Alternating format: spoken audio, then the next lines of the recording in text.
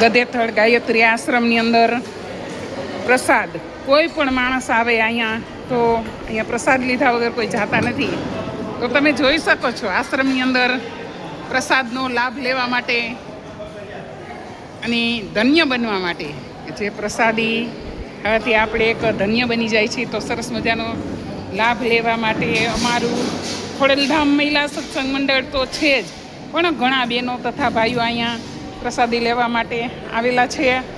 તો ચાલો ગધેથળ ગાયત્રી આશ્રમની અંદર માનો પ્રસાદ લેવાથી પણ આપણે એક ધન્યતા અનુભવી છીએ.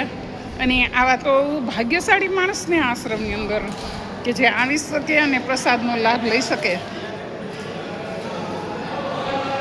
એટલા માટે અમે અહીંયા સરસ દર્શન કરવા પણ આવ્યા છે ને સાથે સાથે અમને પ્રસાદનો પણ લાભ મળેલો છે. તો સૌ ગાયત્રી આશ્રમની અંદર દર્શન કરવા માટે જીવનની અંદર એકવાર લાવો લેજો.